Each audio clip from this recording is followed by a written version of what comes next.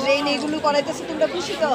ঠিক আছে, এই কাউন্সিলররা তোমরা এইভাবে আশীর্বাদ করো যাতে সবসময় তোমরা পাশে থেকে এইভাবেই তোমরা সব কিছু দিতে পারে নাকি?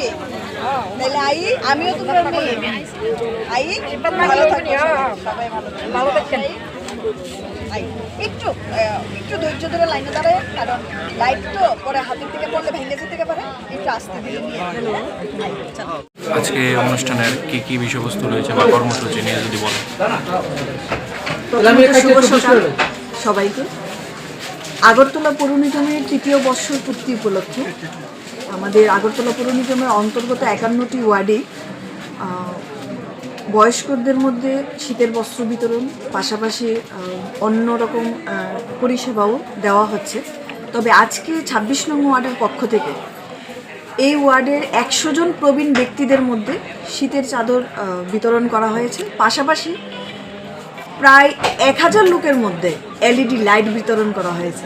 এই যে জনসেবামূলক কাজ, এই যে উদারতার সঙ্গে মানুষের পাশে থাকার যে মানসিকতা, সেটা কিন্তু আমাদের বর্তমান সময়ে প্রত্যেকটি ওয়ার্ডের জনপ্রতিনিধি এবং জনগণের মধ্যেও পরিলক্ষিত করা যাচ্ছে।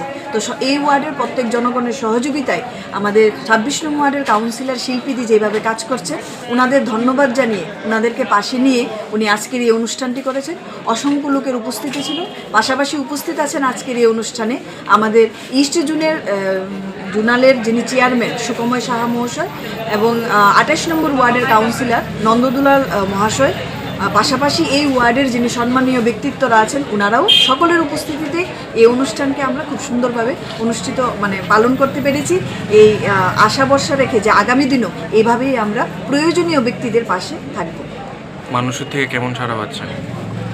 কি বলবো, অনেক ভালো সারা। আপনারা তো মিডিয়াতে আছেন, যদি একবার লক্ষ্য করে দেখেন তাহলে মানুষ অত্যন্ত খুশি এবং এই জায়গায় দাঁড়িয়ে আমাদের সামনে সরাসরি আমাদের কাছে এই ওয়ার্ডের কাউন্সিলরের বিষয়ে ওনারা প্রশংসা করে গিয়েছেন।